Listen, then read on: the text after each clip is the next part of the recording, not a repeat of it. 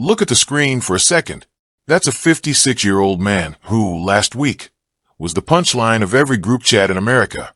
And right now, his lawyers are reportedly walking around like they just found a cheat code in the Bureau of Prisons rulebook. Some folks online swearing he'll be eating off real plates by August. I read it 3 times. I'm still not buying it, but I get why people are. Real quick before we dig in, y'all already know the drill. If you rock with us pulling apart the stuff nobody else wants to sit with, tap the like, hit subscribe, ring that bell. We're about to take this one apart bolt by bolt. So here's what's officially on the table.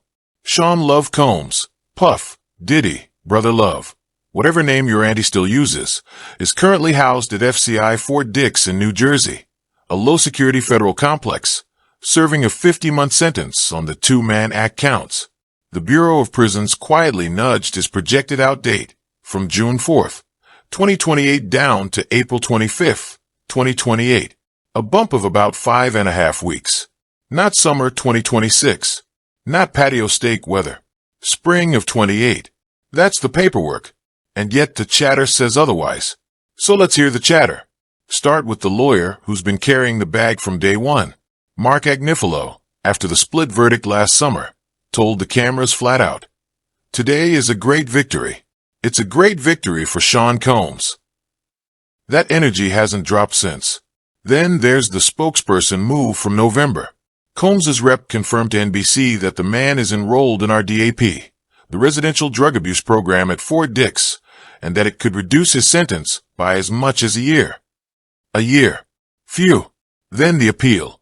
At the Second Circuit on April 9th, the 3-judge panel actually did raise eyebrows about whether 50 months was too steep for a Mann Act-only conviction. Per New York 1, defense attorney Alexandra Shapiro pushed for a speedy decision. Judges asking sharp questions is not a ruling, but it's not nothing either. Now Daphne Joy, after the tape surfaced, she posted, then deleted, a statement saying she was blackmailed over the footage and claiming she never consented to being filmed. Okay. And then the White House, swatting down TMZ's vacillating on a pardon report from last fall, with an official telling NBC the story was, and I'm paraphrasing the energy here, not where the president's head was at. That's the quote bank. 5 voices, 5 completely different rooms, all orbiting the same man. Stack those moments on a calendar, and the shape gets weird. September 2024, arrested. 2-month trial in 2025. Acquitted on the trafficking and racketeering counts. Convicted on 2 Mann Act prostitution counts. The filing pushing for Fort Dix specifically. That wasn't random. His team asked for that complex because of the drug program. That's a chess move dressed up as a rehab request. Then comes the pardon balloon in October. TMZ floats it. White House yanks the string. Pop. Then comes Diddy's release date got bumped. A procedural recalculation, not a miracle. Then RDAP gets confirmed. Then oral arguments in April. Then the tape. Then Daphne. Then a fresh wave of articles, whispering halfway house by summer. Hold on, actually back up. That sequence right there? It's not a coincidence stack. It's a drumbeat. Every time the public pressure spikes against him, a hopeful headline materializes within a week. Pardon talk after the conviction. Earlier release date headline after the sentencing chatter. Rehab news cycle right before Thanksgiving. And now, this BOP loophole story, surfacing the same week 50s documentary clip, is still on loop, and Daphne's interview with academics is being teased everywhere. The timing isn't subtle. The timing is loud. Look at the actual policy the rumor leans on, because this is where most of these articles fall apart. Lens 1, the rulebook. The Bureau of Prisons last October did update how First Step Act time credits get calculated, applying them more predictably and earlier in the sentence cycle. Real change. Real policy. But it's a calculation tweak, not a get-out-of-Fort Dix free card. Now layer this on top. And this is the part the viral posts conveniently skip. In April of last year, the BOP also tried capping halfway house placement at 60 days. Then they rescinded that cap after pushback, restoring the up to 12 months window. So yeah, the math theoretically allows a longer pre-release stretch. Theoretically. Lens 2, the eligibility ladder. FSA credits are restricted by offense type and risk score. Mann Act convictions carrying the kind of conduct findings the sentencing judge laid out. That doesn't slide through the system the way a white-collar wire fraud case does. The reporting that turned a 678-day figure into a clean 339-day chop. That's napkin math, not BOP math. Federal sentence calculation is famously, painfully convoluted. Forbes literally ran a piece titled Federal Prisoners, Confused Over the Way Their Sentences Are Calculated. It's not a formula a TikTok caption is going to crack. Lens 3 Behavioral. Watch the pattern in his camp. Every time the press cycle gets ugly, a hopeful leak appears. Not from the BOP. From sources close to. From an insider. The agency itself? Silent.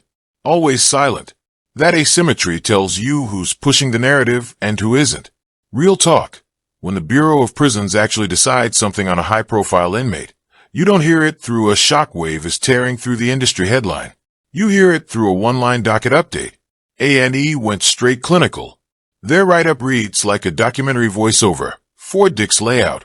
RDAP context. The catered Thanksgiving detail. No spin. No Hollywood. That's the we're not getting sued framing. Rolling Stone Australia took the date moved up angle and ran the receipts. 5-week bump. BOP confirmed. No halfway house promises attached. Surgical. Boring on purpose. The good kind of boring. The New York Times went with rehab program could trim Sean Combs's prison sentence by a year. That could is doing Olympic-level lifting in that sentence. Notice how they hedged. Notice how the smaller sites didn't. And then there's the gossip ecosystem, running with phrases like top secret admin. Exploit this loophole. Eating steak on his private patio this summer.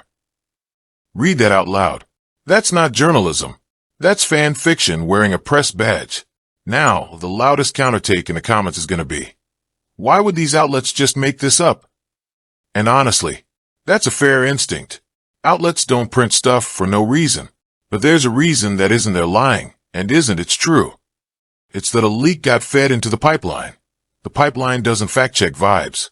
And a story like this prints itself once one site bites. The BOP hasn't confirmed a thing. The federal docket hasn't moved.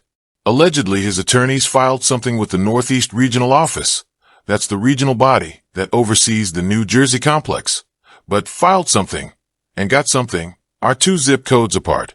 So, with that in your pocket, let's talk about what's actually going on. The mainstream read is this. Combs's lawyers found a policy crack. They're racing to widen it. And the man could be in a halfway house by Labor Day. Cute story. Move some merch. Here's the read I keep coming back to instead. And y'all are going to have to sit with this one. This story isn't a legal story. It's a client management story. Sean Combs, by every available account, is one of the hardest federal clients in the country to manage right now. You watched the clip on 50's documentary. You saw the energy. This is a man who built a billion-dollar empire by being the loudest, most relentless, most pick-up-the-phone-right-now person in every room he walked into. Now strip him of the rooms. Strip him of the phone. Park him in a low-security dorm in Jersey with a unit phone, a commissary list, and 678 days of free time. What does that man do? He calls his lawyers. Every day. Twice on Mondays. So a legal team, even an elite one, especially an elite one, has a quiet problem. They need to keep the client believing in motion. Belief in motion is what keeps a high-profile defending cooperative, medicated by hope, and most importantly, not freelancing on the outside through proxies. Hope is a sedative for the rich. It's also billable. Watch how the hope cycles drop, the pardon flutter, the release date bump, the RDAP angle. Now this loophole rumor, each one timed almost surgically against a brutal news beat. The verdict aftermath, the sentencing roast, the documentary, the tape, Daphne's looming interview cycle. I'm not saying his lawyers are inventing policy. They're not. The First Step Act recalculations are real. RDAP is real. The 12-month pre-release ceiling exists. What I am saying, and I'll say it carefully, is that the gap between this rule technically exists and Diddy is using it to come home in July is roughly the size of New Jersey. And somebody keeps pretending that gap isn't there. And here's the kicker. If Combs actually believed a summer 2026 halfway house exit was a real possibility, Why pour seven-figure legal billing into a Second Circuit appeal that won't likely produce a ruling for months? You don't run two strategies if one of them is about to bail you out for free. You don't keep Shapiro or Rado Bach burning oral argument hours at the Second Circuit Courthouse news if BOP paperwork is about to render the appeal moot. The economics don't math. So pick your lane. Either the appeal is the real play and the BOP rumor is mood medicine, or the BOP play is real and the appeal is a very expensive insurance policy. Reading the receipts, the appeal looks like the actual front line. The rest is noise designed to make a very impatient client feel like the wheels are turning. That tape leaking, 50 turning every press appearance into open mic night, Daphne lining up her own platform. That's the backdrop. And against that backdrop, the camp needed a counterweight headline. Something to tilt the algorithm back even half a degree. A loophole rumor that prints in 20 places does exactly that. For about 72 hours. It's not a conspiracy. It's PR breathing. Watch how this plays the next 60 days.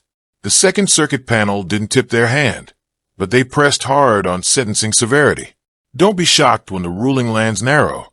Maybe a partial remand on the sentencing question. Maybe a denial with stinging dicta. Either way, the BOP rumor cycle quietly evaporates the moment a real appellate decision drops, because at that point his team has something concrete to feed him, and they can stop manufacturing oxygen. Look for the loophole headlines to die the same week the opinion publishes. Then there's the table flip path. If, and this is a real if, RDAP completion holds up and the appellate panel trims the sentence even modestly, the math starts looking different. Not summer, 2026 different. More like late, 2027 different. That's the version where the camp gets to claim a win without ever needing the halfway house Hail Mary they're floating right now. By next spring, expect a quieter, more lawyerly press posture, once they don't need to plug emotional leaks anymore.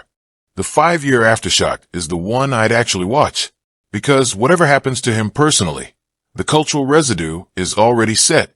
A generation of younger artists is watching how this entire machinery moves. The elite defense team, the rehab pivot, the appellate stretch, the PR drips, the federal calendar. Once these tapes hit the docket history archives and the depositions get unsealed in civil cases down the line, the playbook becomes public. The next mogul who falls won't have to invent any of this. They'll just download the strategy, and the industry's relationship with federal accountability gets reshaped one filing at a time. The one prediction I'll plant a flag on: Sean Combs is not eating off ceramic in a Florida condo this summer. Not August. Not September. The BOP doesn't move that fast for anyone, and even if it did, his risk classification and offense type don't fit the express lane the rumor keeps pretending he's in. He'll still be at Fort Dix when the leaves turn. Bet against me in the comments. I'll be here. What I do think happens, the appeal becomes the real story by autumn, and every loophole article from this cycle gets quietly memory hold. That's the read. The one the headlines won't touch. If this is the kind of breakdown you came here for, you already know. Like, subscribe, ring the bell, and meet me back here the second that appeals court ruling drops. Because that's the video. This was just a warm-up.